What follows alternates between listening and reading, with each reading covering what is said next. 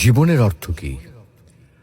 আপনার জন্ম হয়েছিল বস্ত্রহীনতার মধ্যে দিয়ে এবং আপনার মৃত্যু হবে বস্ত্রহীনতার মধ্যে দিয়ে। আপনি পৃথিবীতে এসেছিলেন অত্যন্ত দুর্বল হয়ে, এত দুর্বল ছিলেন যে মার সাহায্য ছাড়া খাবারটুকু মুখে নিতে পারতেন না। আপনি যখন এই পৃথিবী ছেড়ে চলে যাবেন তখনও আপনি অত্যন্ত দুর্বল আর অসহায় থাকবেন। তখন আপনার কাফনের কাপড়টুকু আপনি নিজে পরতে পারবেন না, আরেকজন আপনাকে তা পরিয়ে দেবে। যখন আপনি এই পৃথিবীতে এসেছিলেন তখন আপনার অর্থ সম্পদ কিছুই ছিল না। যখন আপনি এই পৃথিবী ছেড়ে চলে যাবেন তখনও আপনার অর্থ সম্পদ কিছুই থাকবে না। আপনাকে প্রথম গোছল যেমন অন্য কেউ দিয়েছিল, তেমনি আপনার শেষ গোছলও অন্য কেউ দেবে। আপনি যেমন পৃথিবীতে একা এসেছিলেন, ঠিক তেমনি ভাবে আপনাকে পৃথিবী থেকে একাই চলে যেতে হবে।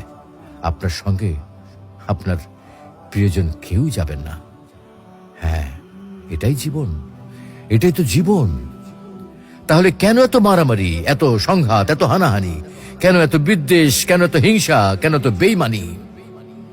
তাই সকলের প্রতি দয়াশীল হন, সকলকে আপন করে নিন এই ক্ষণিকের যাত্রায়। জীবন খুবই সংক্ষিপ্ত, সুতরাং জীবনকে মহৎ কাজে উৎসর্গ করুন।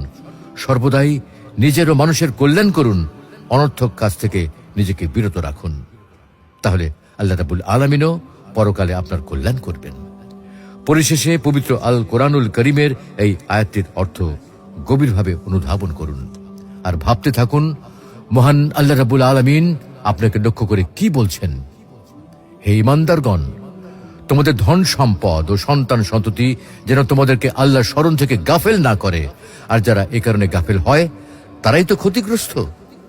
আমি তোমাদেরকে যে রিজিক দিয়েছি তা থেকে মৃত্যু আসার পূর্বে ব্যয় করো, অন্যথায় সে বলবে, হে আমার পালনকর্তা, আমাকে আরো কিছুকাল অবকাশ দিলেন না কেন? তাহলে আমি সাদকা করতাম এবং সৎকর্মীদের অন্তর্ভুক্ত হতাম। প্রত্যেক ব্যক্তির নির্ধারিত সময় অর্থাৎ মৃত্যু যখন উপস্থিত হবে তখন আল্লাহ কাউকে সামান্যতম অবকাশ দেবেন না। তোমরা যা করো আল্লাহ সে বিষয়ে খবর রাখেন।